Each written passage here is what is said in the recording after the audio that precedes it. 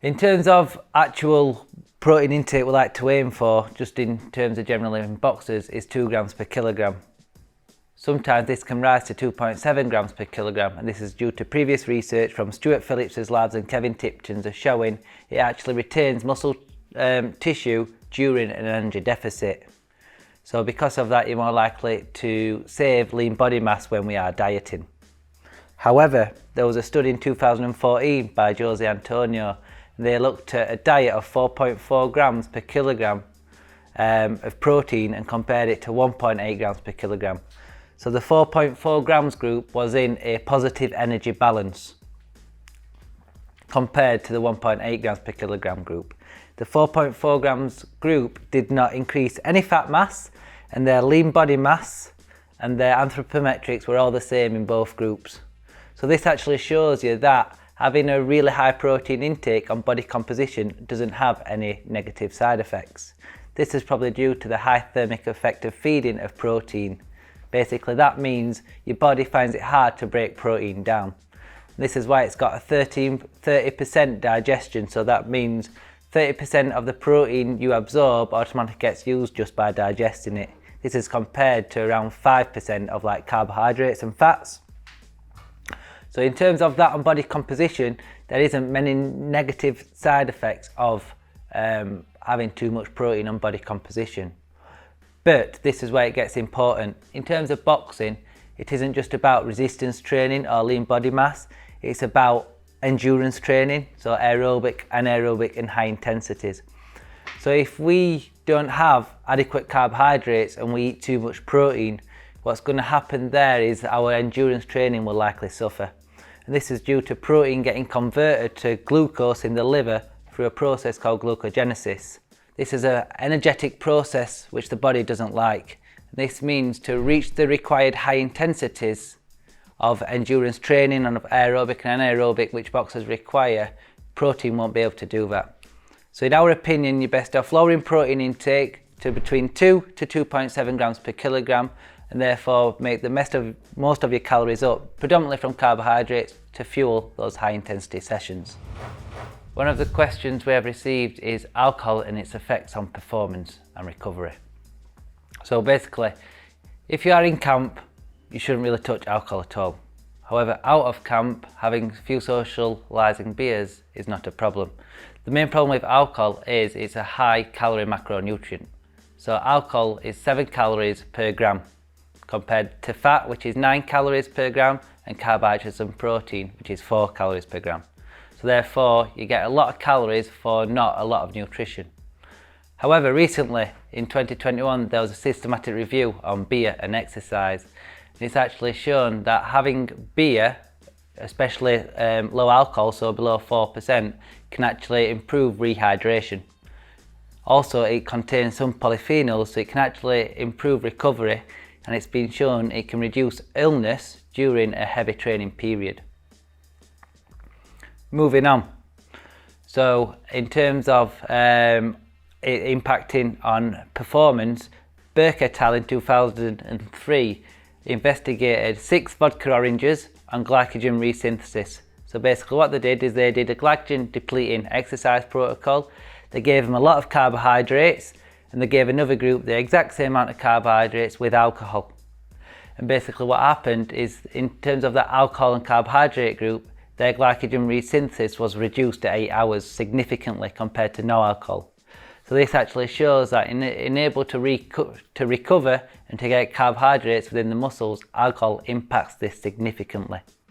In 2014, Parr and colleagues had a look at alcohol intake and muscle protein synthesis. So basically what they did is they gave a group protein only after resistance training, and they gave alcohol and protein. And basically in this study, they found that alcohol and protein synthesis was only elevated by about 27% compared to the protein only group, which was 100%. So this shows that if you have alcohol intake, especially post-exercise within like a 3-hour window, it reduces muscle protein synthesis significantly. Also in 2014, a study by Ronald Morgan looking at hydration and different drinks, and they actually showed that beer can help hydration following exercise, and this is due to it containing some natural electrolytes such as sodium. So to round up, having some basically beer or alcohol in moderation, and we usually say around 2 to 3 drinks on a night, isn't going to significantly impact performance and recovery and body composition, especially when out of camp. The main thing to do is to avoid a hangover is not have too many. Also to pair this with a hydration drink. So if you are having more than 2 or 3 beers, then having a drink in between each alcohol drink, such as water, or having such as like a cordial juice, which is going to help to maintain a euhydration state, is less likely to give you a hangover. One of the questions on AskBox in Science as well was in terms of bulking, so increasing lean muscle mass in terms of the right amounts of protein, carbohydrates and fats. So to increase lean body mass, we need to be on a positive energy balance and also a positive nitrogen balance. And basically what that means is you need more protein to your muscles than what's been broken down by the exercise. And roughly what previous studies have done, especially by like Stuart Phillips and colleagues, is 1.6 grams per kilogram of protein and above seems to be the amount to increase lean muscle mass. We always say around 2 grams per kilogram. We need to be in a positive energy balance. So it isn't just about having high protein intake, it's about having high energy. And this comes from carbohydrates, but as well as fat. In terms of carbohydrates, anywhere from 3 grams per kilogram and above will likely help you to increase muscle. This is basically because, number one, it gives you the energy provided to fuel your workouts. So as we know, it's our main energy source. So therefore, to lift heavier weights and lift more weights from a volume and intensity perspective, carbohydrates fuel this. In terms of fat intake, the general guideline is around 0.8 grams per kilogram. I always say go higher than this, and even towards around 1.2 to 1.3 grams per kilogram. And the main reason for this is because you can get a lot of calories and energy for a small portion of food in terms of fats. It doesn't fill you up a lot. So basically when people are trying to gain muscle mass and a positive energy balance, they get full really quick. So to increase this fat amount for a small portion on your plate is really easy to do. And this is where we can add a tablespoon of olive oil to like pasta and salads. We can add half an avocado to basically your food, eggs, etc. And whole dairy is really good from a fat intake. There's been previous studies of looking at whole milk and also at whole Greek yogurt on muscle protein synthesis. And whole milk actually increases muscle protein synthesis to a greater extent than skim milk. So this is where, if everybody's looking to put lean body mass on, one of my recommendations would be to have whole dairy. So I've discussed in terms of the total daily intakes we need to hit in terms of protein, carbohydrates and fat, but also what we need to think of is the exact protein intake per meal.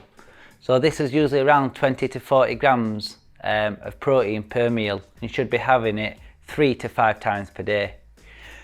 Joseph Areta and colleagues in 2013 had a look at various doses of protein. So they looked at 10 grams, 20 grams and 40 grams. They looked at it spaced out throughout the day. And 20 grams spaced out the day every 3 hours showed a bigger muscle protein synthesis effect.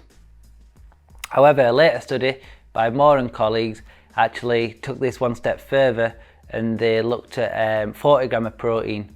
This was shown to be greater than 20 grams of protein when whole body exercise was done compared to just a single joint. So therefore, if you are taking part in whole body exercise, such as a lot of boxers do in terms of full body approach, we would advise to have protein around 30 to 40 grams within a 1 to 2 hour period after training.